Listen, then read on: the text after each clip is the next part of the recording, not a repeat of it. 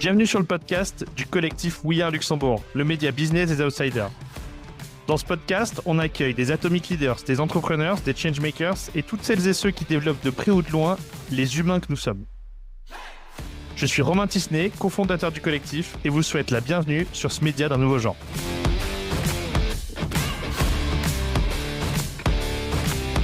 Bonjour à toutes et bonjour à tous, bienvenue dans ce nouvel épisode du podcast. Aujourd'hui, on est avec Cindy Tereba. Bonjour Cindy. Bonjour. Donc Cindy, vous êtes Chief Transformation Officer dans un organisme qui est la Chambre de commerce à Luxembourg, c'est bien ça? Tout à fait, oui. Et donc, merci beaucoup d'avoir accepté l'invitation, hein. L'idée, c'est que sur ce podcast, on essaie d'avoir des gens qui ont des fonctions de management et de leadership avec différents points de vue. Moi, j'ai trouvé assez intéressant l'idée d'aller aussi regarder du côté de la transformation. Puis, vous avez fait plein de choses avant, on va en parler. Le podcast, il va durer entre 30 et 40 minutes. Le but, c'est qu'on essaie d'apporter un maximum de valeur et de réponses aux gens qui nous écoutent.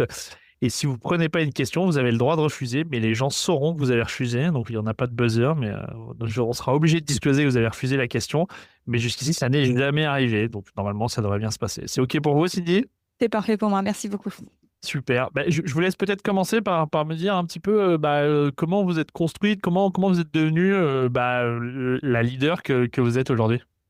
Alors, si je regarde un peu mon parcours, il était, je pense, dans la rétrospective, on peut dire ça fait du sens, mais pendant que j'étais sur le chemin, souvent, on s'est posé la question, mais c'est quoi la cohérence dans tout ça? Pourquoi de telles études, pourquoi voilà ce job-là après avoir fait de telles études. Mais comme j'ai dit, le parcours de la transformation, je pense pas qu'il y a vraiment un parcours cohérent, logique pour pour atterrir dans un tel poste. Mais je pense que mon parcours, il est synonyme de changement et des synonymes de développement et en quelque part, j'ai vécu un peu aussi dans ma vie ce que je pratique aujourd'hui dans dans mon travail. Ok, et donc du coup, vous avez commencé par quel type d'études pour arriver là où vous êtes aujourd'hui? Comment ça s'est déroulé petit à petit? Ben, moi, j'ai commencé à faire des études d'art plastique, Ouais. concrètement la sculpture. Ouais. Je me souviens de Et la ça, préparation là-dessus. Ouais. oui, tout à fait. C'est quelque chose qui m'a toujours impressionnée et tentée. Et c'est vrai que c'était quelque chose qui a énormément élargi mon horizon, aussi du fait que j'ai pu partir à l'étranger. Donc, j'étais en Angleterre. Plus tard, j'étais en Allemagne. Mais c'était vraiment aussi la rencontre de nouveaux horizons, d'une nouvelle société, culture, et qui m'a déjà permis de grandir. Mhm. Mais après aussi, les études en soi, c'était euh, autre qu'on aurait peut-être estimé, mais c'était très libre déjà, sans cadre structurant. Donc c'était pour moi très difficile au début de poursuivre ces études parce que je me sentais carrément perdue. Ok. Mais j'étais du coup obligée aussi de concevoir mon propre curriculum. Donc à l'Académie des Beaux-Arts Ouais. et de le poursuivre rigoureusement. Et c'est, même si ça semble un peu paradoxe parce qu'on est dans ce contexte libre, mais c'est vraiment là où j'ai appris l'autodiscipline Ouais. et aussi de m'autogérer quelque part et de développer aussi une pensée très, très créative, on dirait peut-être un peu out of the box. Ok. Et surtout orientée solution. Donc, j'étais beaucoup aussi dans les métiers, apprendre des techniques et il fallait toujours trouver des solutions pour aboutir au résultat voulu. Mhm. Et c'était là où j'ai vraiment appris à quitter peut-être un peu aussi les sentiers battus et les curricula très, très stricts et organisés. Ok. Donc ça, au niveau de votre background. Après, vous êtes passé dans différents rôles. Je vois aussi de la partie business development, project management, etc.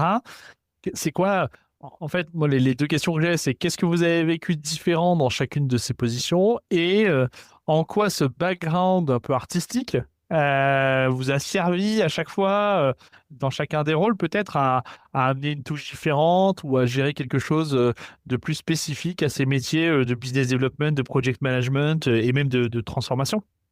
Oui, donc j'ai pas poursuivi la carrière artistique d'artiste libre, en Ouais. effet. Et ce qui m'a beaucoup aidé en fait à réorienter aussi ma carrière à ce moment-là ou après les études, c'était les langues que j'avais appris déjà à Luxembourg Ouais. et qui m'ont vraiment beaucoup ouvert la voie vers voilà vers la vie professionnelle, disons Mhm. et surtout de réorienter un peu ma carrière. Et c'était notamment le français qui m'a beaucoup aidé à trouver aussi mon premier emploi en Allemagne, Mhm. où j'ai travaillé à l'Institut français. Mhm. Et où, voilà, notamment, j'étais vraiment aussi. J'avais une chef d'ailleurs qui avait une très grande nervosité de monter sur scène, hein. Donc, Ok. elle me faisait toujours des coups un peu sans préavis où elle me basculait sur scène. Ok. Et j'étais quand même très jeune, hein, j'avais 24 ans et elle me basculait sur scène où je devais parler devant un grand public sans Mhm. préparation et j'ai vraiment dû improviser.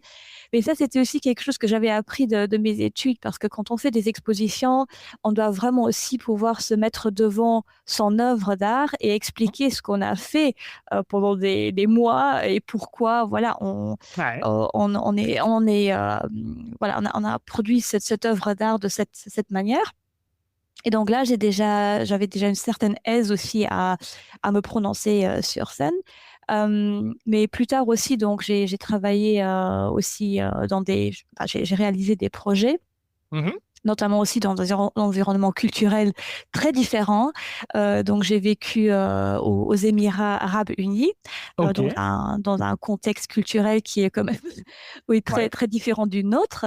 Mhm. Et là aussi, je pense qu'on doit être des fois très créatif pour atteindre son but et pour arriver aussi à obtenir son objectif ou réaliser sa mission, hein, Ok. et de naviguer des fois un peu dans des circonstances imprévisibles. Donc, Ok. je pense que dans tous ces contextes-là, en effet, ce background un peu créatif, artistique et penser voilà, de manière oui, out of the box, ça m'a quand Non même beaucoup aidé. linéaire. Mhm. Non Ok. linéaire, tout à fait. Donc vous avez passé 3 ans et demi là-bas. D'un point de vue culturel ou on va dire professionnel, quelle grande différence vous avez perçue entre ce que vous aviez vécu d'abord plutôt en Allemagne et ce que vous avez vécu là-bas, même si je comprends que les jobs étaient un petit peu différents? Oui, tout à fait. Donc là, j'étais plus dans un cadre où j'ai soutenu des délégations allemandes voilà, à trouver des partenaires commerciaux dans les Émirats. Et c'est vrai que donc c'est un véritable carrefour de culture aux Émirats, hein. Donc, Ok. c'est pas juste une culture qu'on doit comprendre et adopter, c'est beaucoup de cultures différentes et aussi cette culture un peu mixte qui a un caractère même en soi. Et ça, c'était une très, très belle expérience, très exigeante aussi. J'ai rencontré des personnes parce qu'on pose souvent la question, tu étais femme dans cette région-là, comment ça s'est passé? Moi, je dois dire que j'étais toujours traitée de manière très, très respectueuse par Ouais. les Émériens. Ouais. Mais bien sûr, dans leur culture, la notion de temps, de ponctualité et elle est complètement différente de la notion allemande. Donc, faire venir une délégation allemande dans un tel environnement, ça, c'était un grand, grand challenge Ok. pour matcher ces deux cultures parce que bien sûr, ils avaient des exigences qui n'étaient pas nécessairement toujours possibles de réaliser. Donc, il fallait faire beaucoup de expectation management aussi Ok. entre ces cultures. Et voilà, et en même temps, c'était une phase exceptionnelle. J'étais là en 2008 jusqu'à 2012. Et c'était, si vous vous rappelez, aussi un peu la phase où il y avait la crise économique, où Ouais. enfin, il y avait aussi... Moi, j'étais basée à Abu Dhabi. Mhm. En 2008, personne ne connaissait vraiment Abu Dhabi. Tout le monde regardait à Dubaï. Mais avec toute la crise économique, on s'est rendu compte, bah, la grande puissance économique et surtout financière aux Émirats, c'est Abu Dhabi. Mhm. Et du jour au lendemain, tout s'est orienté vers Abu Dhabi et on Ok. avait toutes les délégations qui sont venues vers nous, alors qu'on était un très petit bureau. Et c'était vraiment un peu un travail à la chaîne. Ouais. Et en même temps, on voyait le trafic, enfin les bouchons qui Mhm. toujours étaient vers Dubaï, maintenant se sont inversés du jour au lendemain. Et tout d'un coup, on était dans les bouchons si on voulait aller à Abu Dhabi. Ok. Les, Vous avez les... vécu cette effervescence un peu de la place à ce moment-là, quoi. Oui, c'était incroyable et il fallait vraiment s'adapter aussi au niveau du travail à cette dynamique qui était, oui, enfin, c'était pour moi, c'est une dynamique que j'ai jamais vécue autre part. Mhm. Et on était un tout petit bureau, on était quatre femmes, mais quatre femmes très solidaires d'ailleurs. Et ça aussi, je pense, c'était très important de voir comment on peut aussi vraiment travailler dans une équipe de manière très, très solidaire et en entraide et grandir aussi dans ces environnements. Ouais. Et c'est là aussi où j'ai énormément grandi parce que j'étais jeune, mais en même temps, on m'a donné beaucoup de responsabilités. Parce Ouais. qu'on avait toujours aussi quelqu'un qui était enceinte. Donc, il Ok. fallait aussi, quelque part aussi, faire un stretch pour reprendre des Pour nouvelles couvrir toutes les tâches, tâches. notamment, oui, voilà, des Ouais. tâches représentatives aussi et voilà, de responsabilité aussi, pas seulement Mhm. d'exécution de projet, mais aussi vraiment de responsabilité de projet. Mhm. Et là, j'ai appris énormément de choses aussi en termes euh, de gestion autonome, gestion responsable et vraiment aller jusqu'au bout pour assurer un service aussi, hein. Je vous arrête une minute au milieu de cet épisode pour vous demander un mini-service. Smedia, c'est le projet d'un groupe qui travaille dur pour créer des super contenus. Alors pour nous encourager, vous pouvez faire deux choses. D'abord, abonnez-vous à la newsletter et à la page LinkedIn. Pour vous, c'est juste un clic, mais pour nous, ça change absolument tout. Deuxième chose, si vous avez aimé l'épisode, ça serait sympa de le partager avec une ou deux personnes de votre choix que ça pourrait intéresser. Ça nous aide aussi à nous faire connaître. Merci beaucoup pour votre aide et je vous laisse avec notre invité.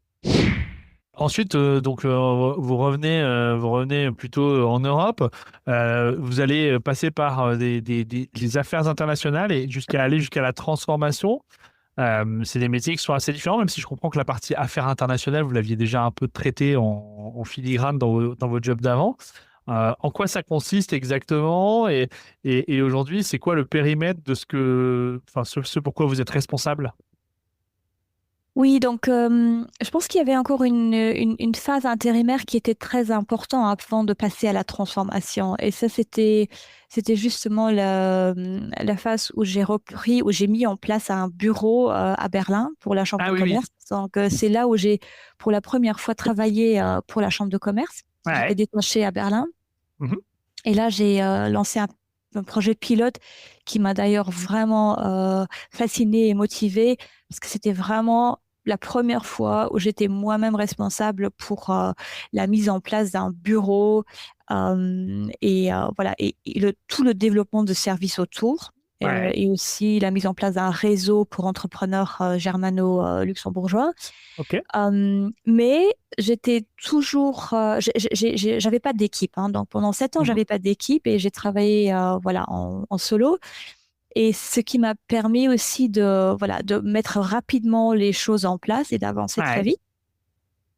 Et quand je suis venue à Luxembourg, donc en 2019, Mhm. donc dans la centrale de la Chambre de commerce. Ouais. C'est là où j'ai pour la première fois eu une équipe. Donc là, j'ai Ouais. travaillé avec une vingtaine de collaborateurs. Mhm. Et c'était vraiment un très grand changement parce que là, j'ai vraiment appris à avancer avec une équipe, ce Ensemble. qui pour moi, ensemble, ouais, qui était très inhabituel. Mais en même temps, j'ai beaucoup appris voilà, dans ces quelques années. Mhm. Euh, et surtout, je pense que c'était ça un peu le pas important aussi vers la transformation, parce que dès qu'on commence à vraiment travailler avec des équipes, voilà, on apprend ce que ça veut dire la transformation. C'est pas quelque chose, c'est pas un service qu'on va transformer, c'est pas un objet qu'on va transformer ou une institution. C'est en fait les êtres humains, c'est les personnes, les personnages qu'on va en fait amener avec soi pour générer sa transformation. Et ça, c'est le plus grand défi en fait, hein, de Ok. travailler en équipe et de bouger tous ensemble vers un objectif ou Mhm. Dans quelque une chose direction de commune, ouais. nouveau, une amélioration. Oui, tout à fait. Mhm. C'est intéressant parce que dans le volet transformation, je comprends que la transformation, vous l'identifiez comme quelque chose qui va vers quelque chose d'inconnu. C'est-à-dire que parfois, il y a des transformations qui sont plutôt de l'ordre de la remédiation, c'est-à-dire de la réorganisation, alors que vous êtes plutôt dans une posture où on va vers quelque chose de nouveau et on a une approche d'innovation, de test and learn dans ce qu'on est en train d'essayer de faire. C'est ça que vous portez aujourd'hui? Moi, je pense que la transformation doit toujours amener vers une amélioration. Ok, Ça, pour moi, je pense, que c'est important parce que c'est la on ne base. fait, oui, c'est la base. Après, la transformation, c'est pas quelque chose toujours qui vient comment dire, qui est self-motivated. Donc, c'est pas l'idée de toujours transformer pour transformer, mais on vit aujourd'hui dans un environnement Ouais. qui amène beaucoup de transformations. Donc, on est obligé de changer, de s'adapter pour, voilà, poursuivre, Mhm. pour être aussi une institution aussi à la hauteur des attentes Mhm. et dynamique. Et donc, du coup, je sens qu'on est souvent dans une position où on doit gérer la transformation. Donc, Ouais, c'est ça. Oui, il y a cette transformation nécessaire, parce qu'on doit, hein, et puis il y a la transformation self-motivated dont vous parlez, qui est autre chose, qui est de dire, on nous attend pas forcément là, on n'a pas besoin d'y aller, mais on a envie d'y aller. Mais par contre, tout à fait. pour pouvoir faire ça, il faut déjà faire la transformation nécessaire, qui est celle où le monde nous attend. Et pour moi, c'est très important d'équilibrer ces deux volets. Ok, Parce que enfin, notre organisation, elle a des missions et elle doit poursuivre ses missions, bien sûr. Donc, la transformation qui vient, c'est toujours un effort en plus pour les ok. équipes, hein. Donc, il faut savoir que ça demande quand même énormément à une organisation. Et Ouais. je pense que c'est très important aussi dans mon rôle de bien doser ces transformations. Donc, pour Ok. s'assurer qu'on arrive vraiment toujours à remplir nos missions Ouais. de manière sereine et qualitative, et en même temps d'avancer voilà, à pas régulier Mhm. pour garder aussi le rythme Mhm. des nouveautés, de l'innovation, Mhm. sans, voilà, sans accumuler un retard. Parce que Ouais. le problème avec les retards, c'est que plus on prend du retard, plus c'est douloureux Ouais. de rattraper le retard ensuite La avec les dette, équipes, ouais. hein. La Si on dette, prend tout à fait. s'il y a de la dette, effectivement, c'est toujours moins sympa parce que de toute façon, on fait que se rattraper. C'est intéressant, cette idée de mixer, de dosage entre je laisse du temps au business pour faire ce qu'il a à faire au quotidien, j'en remets un petit peu sur la transformation nécessaire et j'en garde un petit peu sur la transformation choisie. Concrètement, quand on transforme les équipes, les collectifs, parfois les gens soit ils n'arrivent pas à voir, soit ils ont peur de ce qu'ils imaginent, etc. Enfin, il y a quand même un facteur important d'aller vers Mhm. l'inconnu. Comment vous avez appris à gérer cet état-là, des gens que vous devez emmener avec vous? Euh, Encore une fois, c'est vraiment les gens qui sont la clé pour moi. Donc, Ouais, et je vois toujours qu'il y a des adeptes. Donc, il y a ouais. toujours ceux qui comprennent très Les vite, early adopters? le early adopters, tout à fait, et ceux qui voient aussi les bénéfices du changement pour leur travail. Mhm. Et après, on a voilà, un groupe qui va suivre, hein. Ça, je pense qu'il y a ce partage de 20, 20, 60. On dit toujours, bah, les early adopters sont les 20. Après, les 60 qui suivent un peu Ouais, la dynamique. Et après, on a aussi les 20% qui vont vraiment aussi être plus réfractaires et se fermer au changement. ouais. Et donc, et pour moi, c'était toujours important de créer une dynamique, hein. Donc, c'est Ouais. vraiment de travailler avec les early adopters et de créer quelque chose, un mouvement Ok. où je vois donc il y a vraiment des gens qui vont suivre automatiquement le mouvement. Mhm. Et c'est très important pour moi toujours de garder cette dynamique. Parce Ok. que je sais qu'on a toujours des passages difficiles. Donc, Mhm. au début, tout le monde est motivé Bien sûr. et c'est génial. On est tous on a encore plein d'énergie. Un super workshop, on sort de là ravi, on a tous envie d'y Voilà. aller. On est tous Waouh. motivés et le lendemain, on va comprendre déjà les impacts Ouais. du changement. Donc, on est déjà un peu moins motivé. Mhm. Et là, c'est très important pour moi vraiment de créer un rythme. Donc, Ok. de créer Donc une vraiment sorte d'avoir une cadence. voilà, une cadence, une Ce rythme, c'est quoi? C'est des régularité. rituels, c'est des meetings, c'est des workshops. C'est comment vous créez ce truc-là? Tout à fait, c'est des cadences, ça peut être des réunions, même courtes, Ouais. mais régulières et qui établissent une certaine culture, voilà, une certaine rigueur de suivi. Et je sais que au début, c'est pas encore le format idéal, Mhm. mais le fait de le refaire et le refaire et le refaire, ça commence à comment dire, un peu shape. Enfin, Ouais. c'est formé en fait, Ça forme, ouais. ça forme en fait le, le cadre. Ouais. Et des fois, ça l'amène même vers quelque chose que j'ai même pas encore pu anticiper. Parce que Mhm. les gens Il y a quelque chose qui reconnaissent une émerge. voix qui émerge, voilà. Et dès que je vois que quelque chose émerge, c'est un peu comme dans une sculpture d'ailleurs. Ouais, Dès qu'on c'est voit que marrant. quelque chose émerge, on va continuer à travailler là-dedans et encore à plus travailler cette forme. Et c'est souvent, en fait, avec l'équipe ensemble que du coup, peu à peu, on trouve à former quelque chose qui a une réelle plus-value Mhm. pour les équipes.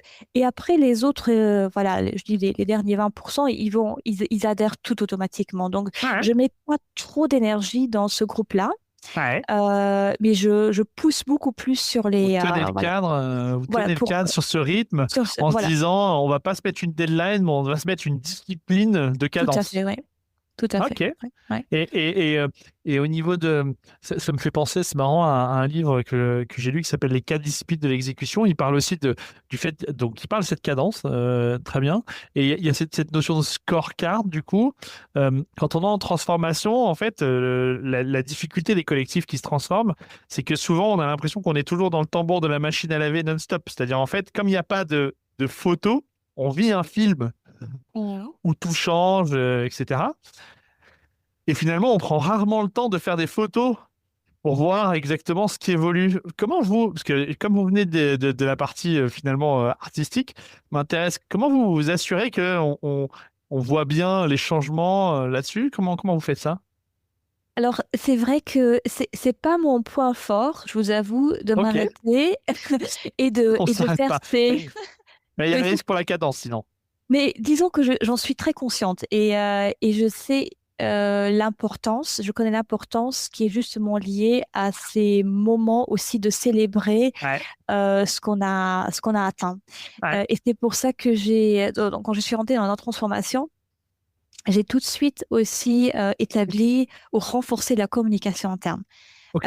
Et j'ai aussi une équipe avec moi qui justement elle va toujours me rappeler de dire bah ici Cindy maintenant c'est important Il de faut le mettre marquer le coup. voilà, il faut vraiment montrer ce qu'on a réussi, Ouais, il faut le communiquer, et ça m'aide beaucoup parce qu'en fait, des fois, ils me freinent et ils ouais, me disent, OK, bah voilà, regarde ce qu'on a fait et maintenant, on va vraiment en parler, on va le présenter et le célébrer quelque part aussi, hein. ouais. Mhm. Ouais, je comprends. Et ça, c'est en effet, c'est très, très important et ça motive énormément aussi les équipes, hein, parce qu'ils voient que avec tous les efforts qu'ils investissent, il y a vraiment une réelle amélioration et qu'on bouge, qu'on avance.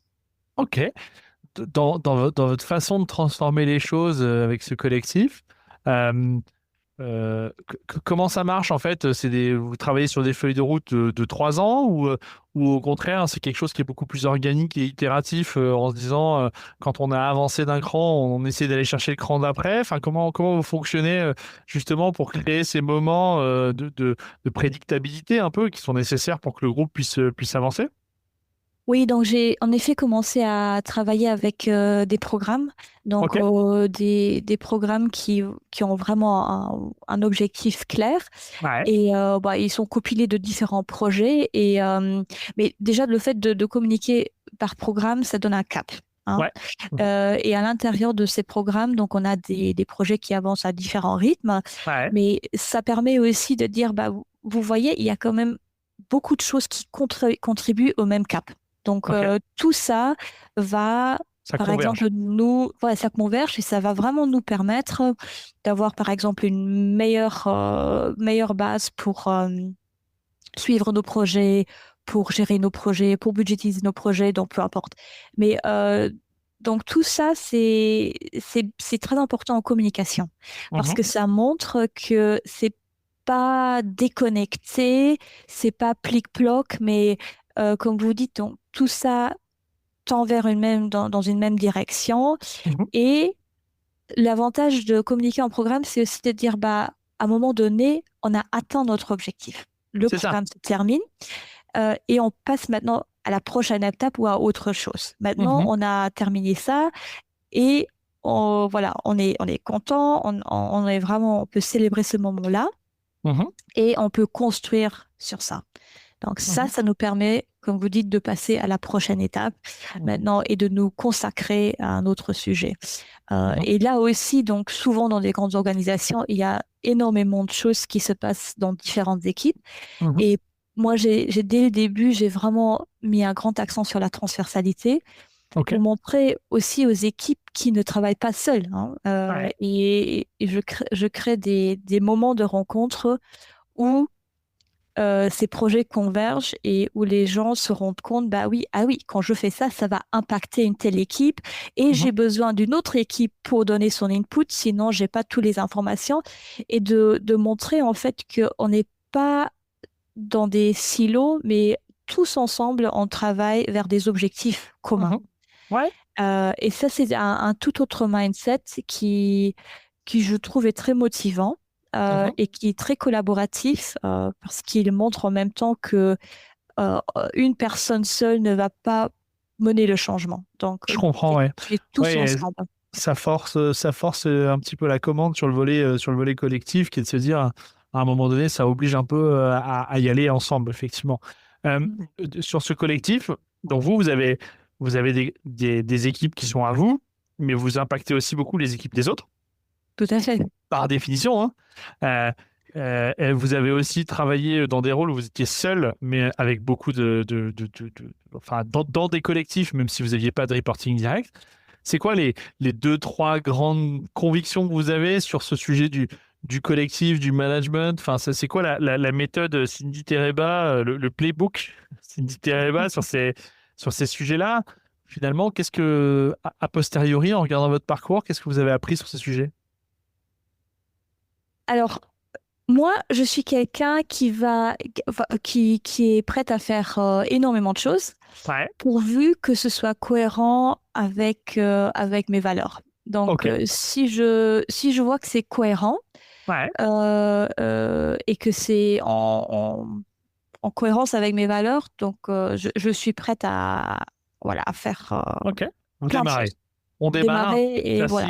si c'est le premier check.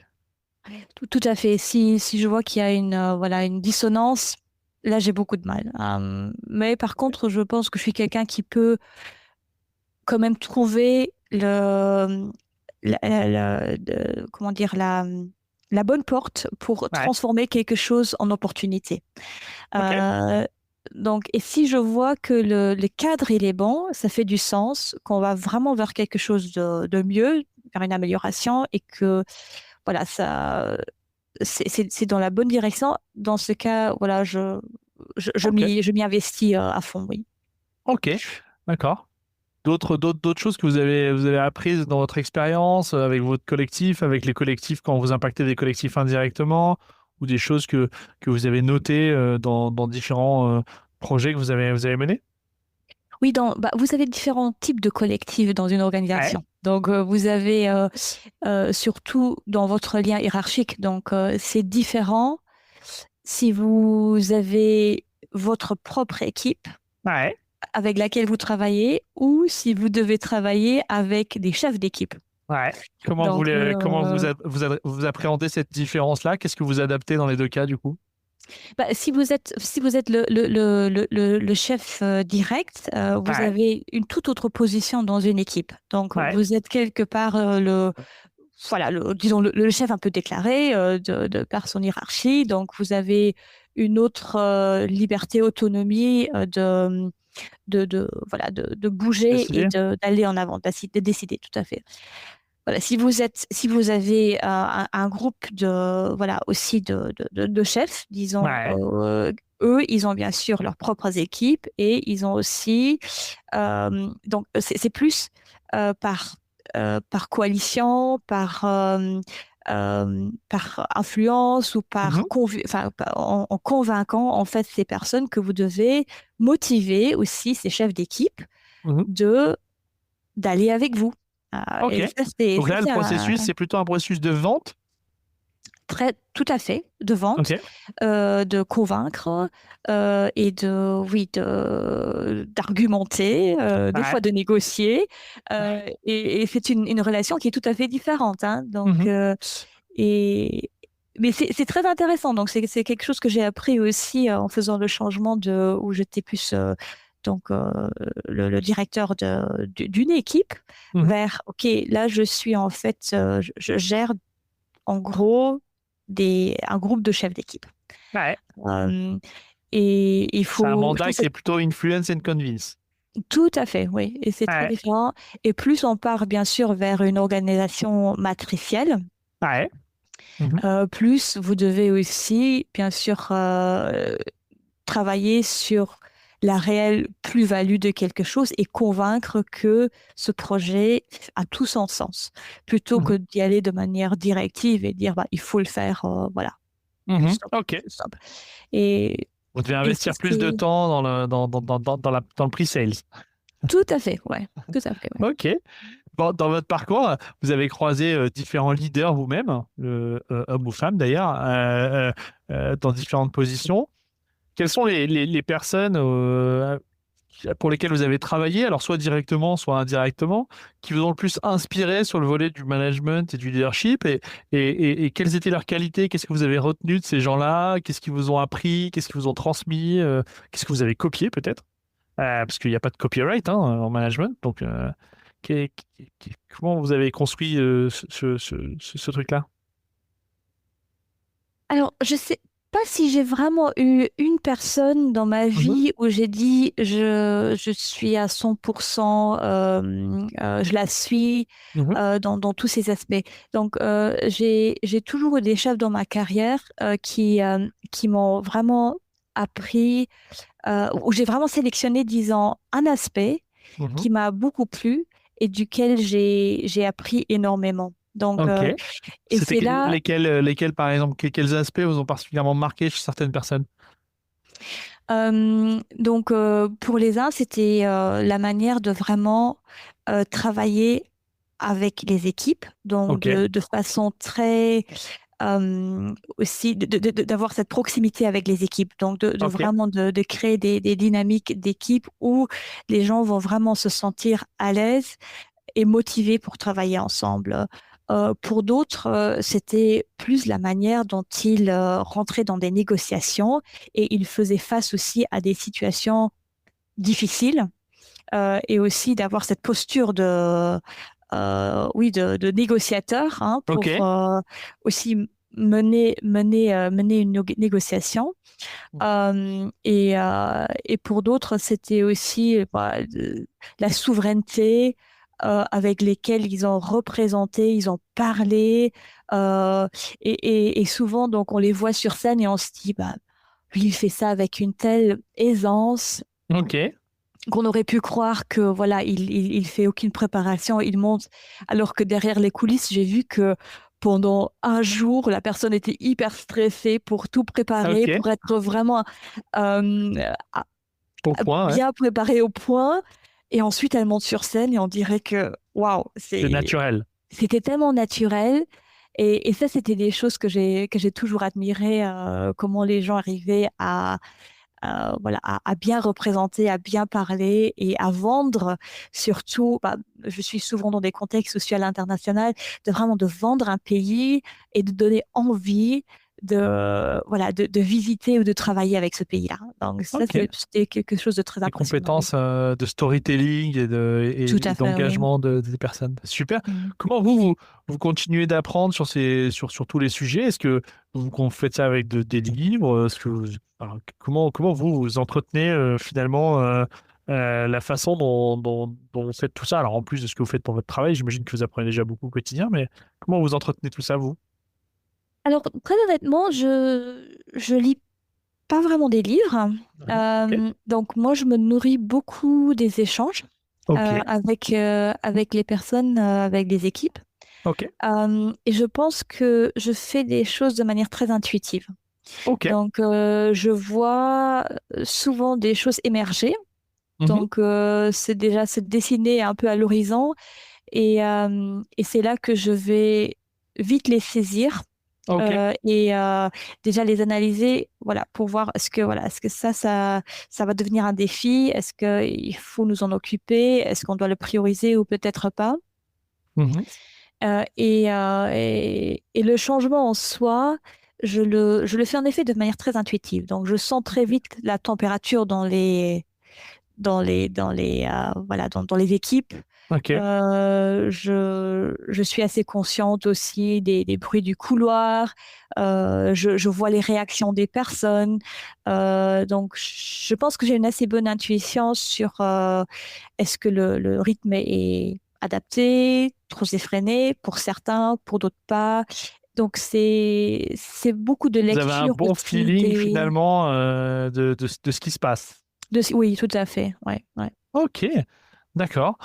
C'est intéressant parce qu'en fait, à chaque fois dans les différentes explications que vous amenez, il y a toujours cette double notion de on va vite, on donne du rythme et il y a des trucs qui émergent. Donc, je trouve ça assez intéressant. Je pense que c'est la première fois que je parle à une personne qui avait ce background un peu artistique, avec ce côté un peu émergence de je vais faire quelque chose, je vais prendre un mouvement et en fait, on va regarder ce qui sort et on va s'adapter à ce qui émerge de ce que le collectif va nous proposer. Je trouvais ça vraiment intéressant.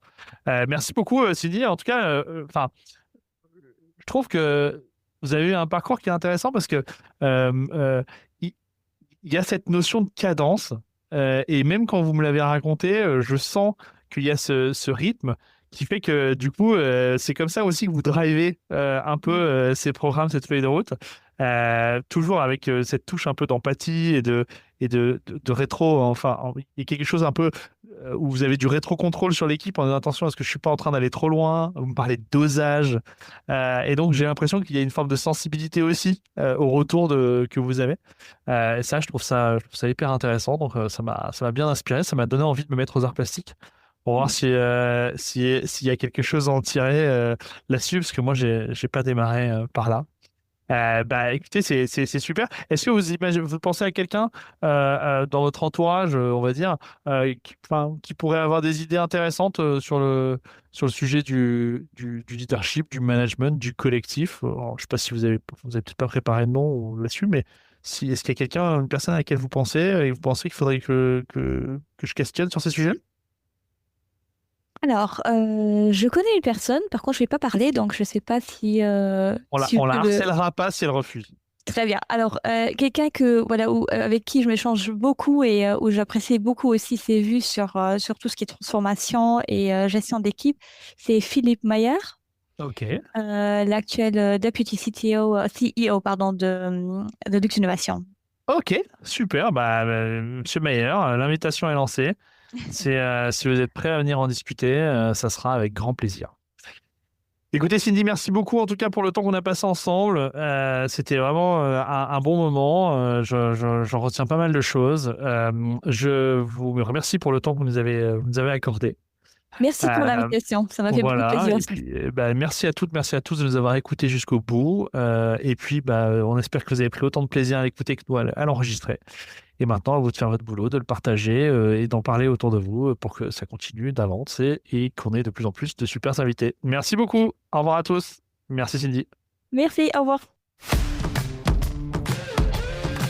Et voilà, l'épisode est terminé. Merci à tous et à toutes d'être restés jusqu'au bout. Si ça vous a plu, n'hésitez pas, partagez, abonnez-vous à la newsletter et à bientôt sur We Are le podcast.